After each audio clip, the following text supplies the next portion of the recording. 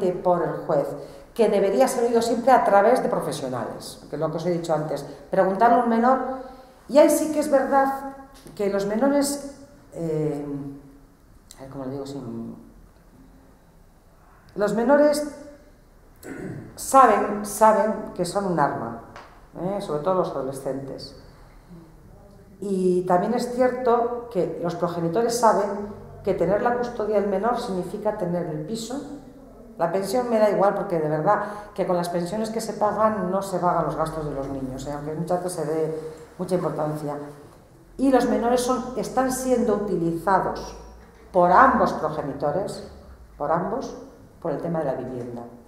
Entonces, si quitáramos el tema de la vivienda de todo esa... yo creo que se acabaría mucho de sufrimientos menores. Es muy habitual escuchar a una persona decir, hombre, si el niño dice que conmigo, sé que tengo todo conmigo, el piso. Y dice, no, pero yo no le voy a manipular. Pero se lo deja ver. Y ese es el gran error de esta ley, pero que tampoco cambiaría con ninguna reforma que se haga. Solo cambiaría si reformáramos nuestro cerebro. Y reformar el cerebro de las personas a ciertas edades yo creo que es muy complicado. Vuelvo a insistir que si a la siguiente pregunta que decía Matilde, ¿es buena la custodia compartida? Pues sí es buena la custodia compartida, pero desde el nacimiento de los menores.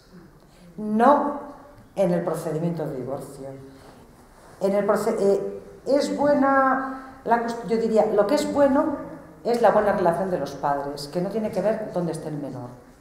Tiene que ver con que ellos son capaces de dialogar y de sacar de los conflictos de ellos, porque siempre se mezclan, al final se van mezclando, sacar a los menores. Y ninguna de las reformas que yo he visto va a sacar a los menores de ese conflicto, ni la aragonesa, ni la catalana, ni, por ejemplo, cuando el otro día decía el fiscal Calparsoro, decía que las fiscalías iba a apoyar, pues es otra palabrería. La fiscalía va a apoyar siempre que el caso que tenga en sus manos sea factible ese reparto de tiempos.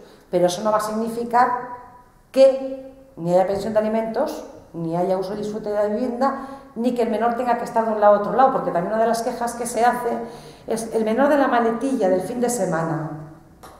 Y con el cambiar de una semana a otra, ¿qué hacemos? El menor de la maleta de una semana a otra. Un menor de 7 años al que se le cambia continuamente de domicilio no es capaz de situarse. Digo en general, cada uno, habrá críos totalmente adaptables, y de hecho los niños tienen una capacidad de adaptación muy grande, y habrá críos que no, pero no es recomendable. Entonces, cuando hablemos de custodia compartida, en el sentido que lo digo yo, es decir, de compartir, es compartir los tiempos, compartir los deberes y las obligaciones. Y ahora, para terminar, voy a decir la realidad pura y dura de estadísticas. No piden la custodia en los juzgados más que muy pocos padres. Poquísimos. O sea, de los casos que tenemos en estadísticas, por ejemplo, Álava tuvo el año 2010 547 divorcios. Me ha llamado la atención que fueran tan pocos, pero igual es que la población es tan pequeña que con los datos que yo tenía, a mí esa pasa que es que estamos hablando que en Vizcaya hay 2.000, 3.000 divorcios.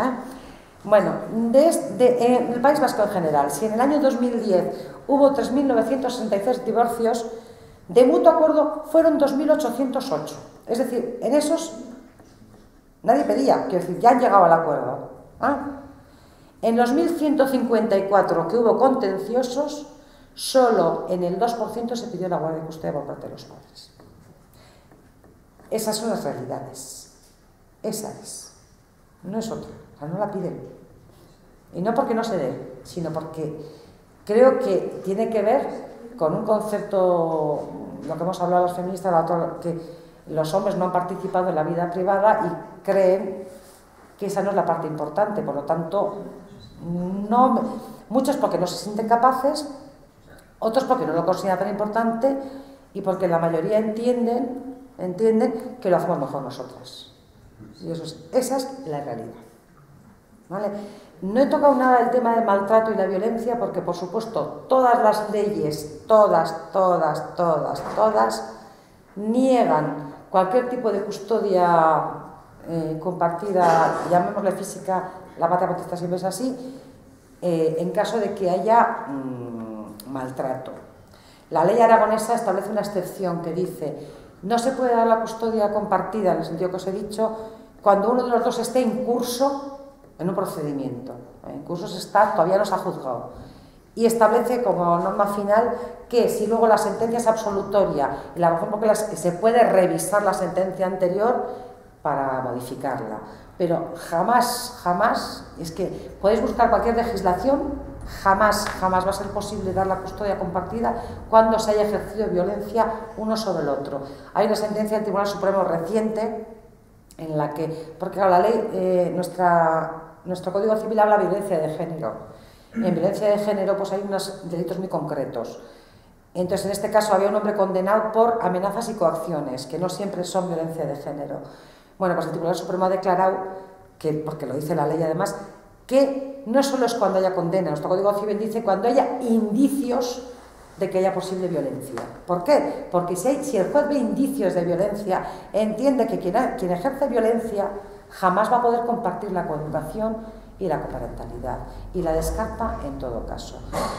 Fundamental para que hablemos de buenas custodias sería ampliar el tema de la mediación familiar, abaratar los procedimientos de divorcio, es decir, quitar muchos costes, y yo creo que mejorar las ejecuciones de las sentencias, es decir, tanto la sentencia que la explique más lo que os he dicho al principio, y al final el procedimiento para cuando haya discrepancias sea un procedimiento quizás no judicializado, es decir, sacarlo de los juzgados y llevarlo a mediación. De esa forma sí que sería más factible compartir los tiempos. Y yo creo que con esto, porque no me da tiempo a hacer más. ¿Vale?